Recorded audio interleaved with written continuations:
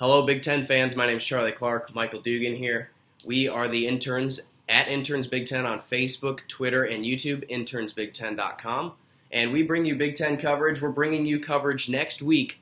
Big Ten Media Days Monday and Tuesday. Michael and I will both be there. What are the main things you're looking forward to? Well, every time Media Days come around in the middle of the summer, I look forward to what new coaches, if there are any, and in this case we have 3, what these new coaches are going to bring to their schools, what their styles are going to be, how they're going to look on the field.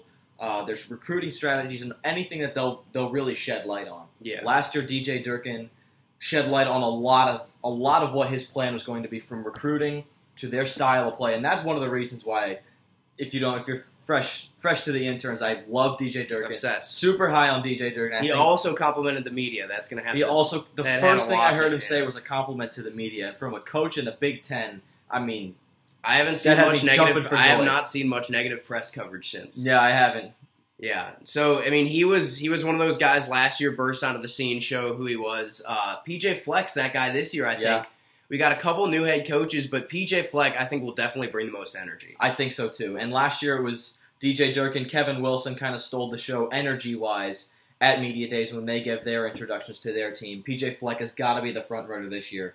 But all joking aside with, who's going to bring the energy, I really look forward to how much PJ is going to shed light on what his program is going to be built around, because this was a hire that was really based off of the fact that this guy, we want him to be here forever. He did everything he possibly could at Western Michigan. I mean, he went undefeated, got a guy drafted in the first half of the first round, and beat, legitimate teams on his schedule. Mm-hmm. And like I said, this is a hire for Minnesota that they want to last for decades. So I want to know the blueprint for recruiting for PJ, what kind of style he's going to put on the field for Minnesota.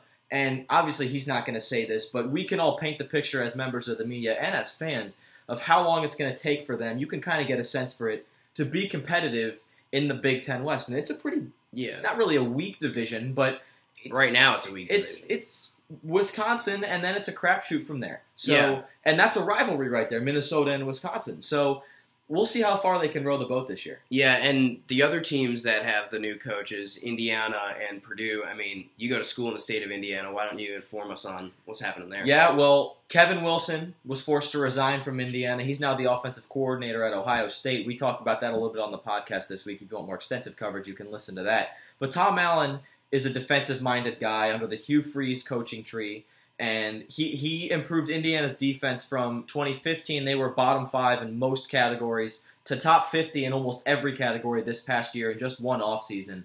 Fred Glass, athletic director, promoted him to the head coach.